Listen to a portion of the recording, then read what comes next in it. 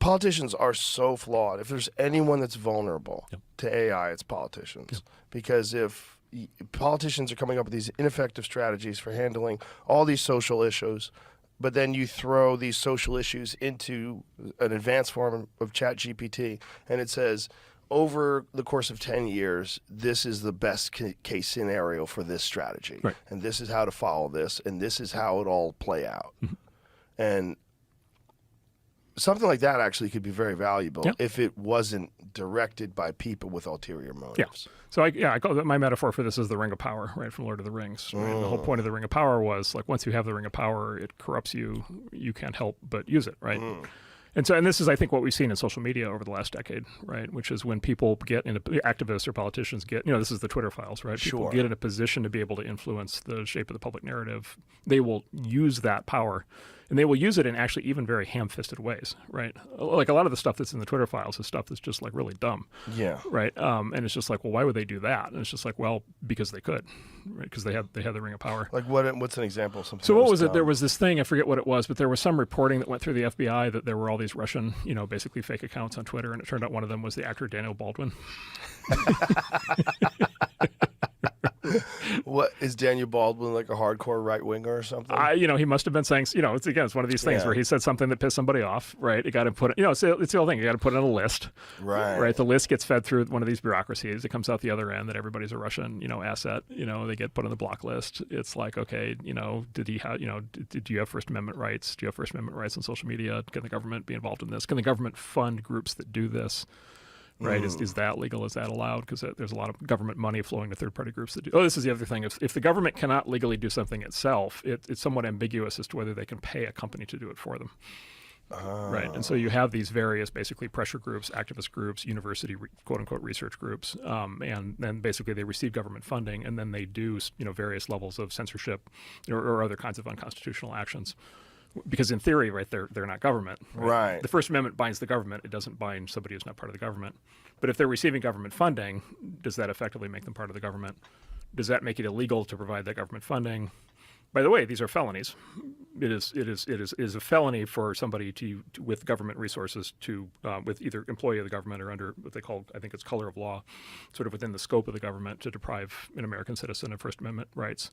And is it considered depriving someone of First Amendment rights by limiting their use of social media? Has that been established? Good. It has not been, to my knowledge, a Supreme Court case yet. There have been some early fights on this. But you feel like that? I think ultimately goes to the Supreme Court. My guess would be ultimately what happens is the Supreme Court says the government cannot itself cause somebody to be banned on social media.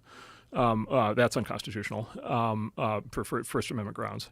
But then also, I believe what they would say if they got the case would be that the government also cannot fund a third party to do that same thing. That's my speculation. That's my guess. How were the third parties censoring people? How were they doing it? Oh, they were passing lists, right? So they had direct channels with the social media companies, and so they passed, and they have these working groups, and there's a lot of this is in like email threads that have now come out in the Twitter files, for Twitter, and so they basically pass in these lists of like, you need to take all these tweets down, you need to take down all these accounts. Wow. And then there's lots of threats and lots of public pressure and bullying that kind of takes place. And then the politicians are constantly complaining about hate speech and misinformation, whatever, putting additional kind of fuel on the fire on these companies. And so anyway, having lived through that for a decade, as I have across multiple companies, I think there's no question that's the big fight for that's the big fight for AI. And it's the exact same fight. By the way, it's a lot of the same people are now pivoting from their work in social media censorship to work on AI censorship. So it's a lot of these same groups, right? And it's a lot of these same activists and same government officials that have been focused. Now, are they involved in all of there's many competing AI models. Are they involved in all these competing AI models or trying to become involved? Is there one that's more ethical or more likely to avoid this sort of intervention? So the state of the art right now is basically you've got Google that's got their own model. You've got basically OpenAI, which is a new company but already quite large, and then it has a partnership with Microsoft, and so Bing is based on it. So that's two. And then you've got a bunch of kind of contenders for that, and these are companies with names like Anthropic and Inflection that are newer companies but trying to compete with this.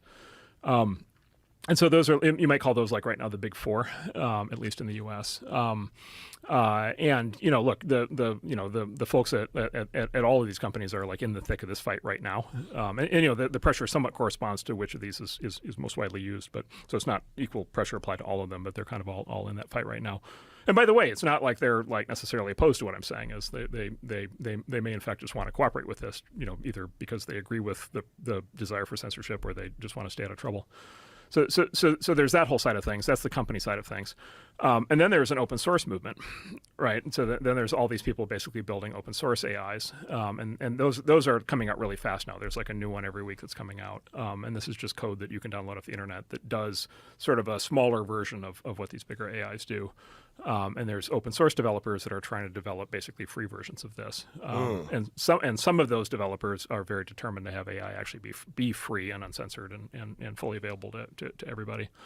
And then there's a big fight happening in Washington, D.C. right now, where the companies working on AI are trying to get what the economists call regulatory capture. So they're trying to basically get the government to erect barriers so that new startups can't compete with them. And also they're trying to get open source banned. So there's a big push underway to try to ban open source as being too dangerous. Too dangerous. Too dangerous. Well, the case they make is if you believe AI itself is inherently dangerous, then the only safe way to have it is to have it owned and controlled by a big company that's sort of fused with the government, where in theory everything is being done responsibly. And if you just have basically free AI that anybody can download off the internet and use whatever they want, they could do all these dangerous things with it, right? And it needs to be stopped. You think this is a bullshit argument? Yes. Well, yes. Yeah. I think this is a very bad, evil. Yes, this is a very. I think this is a turning point in human civilization. I think this is on par with the development of the book, right, or the microchip or the internet, right? And there were authoritarians in each of those eras that would have loved to have had total monopolistic or cartel-like or government control over those new technologies. And they could have had a lot of control over the path of civilization, after that point. The Ring of Power, right? They could have had the Ring of Power. So what can be done to prevent them from stopping open source? So I mean, it's sort of so it starts with our elected officials. So it's who do we elect? Who do we elect? Who do we reelect? It then a lot of this is the staffing of the various government agencies. Who do those officials get to appoint? A lot of this is who are the judges who are going to hear the cases, because this is all going to get litigated, right? And so who's on this? The Supreme Court's in the news this week. There will be huge Supreme Court cases up on this topic over the next several years. So who's on the Supreme Court will matter a lot.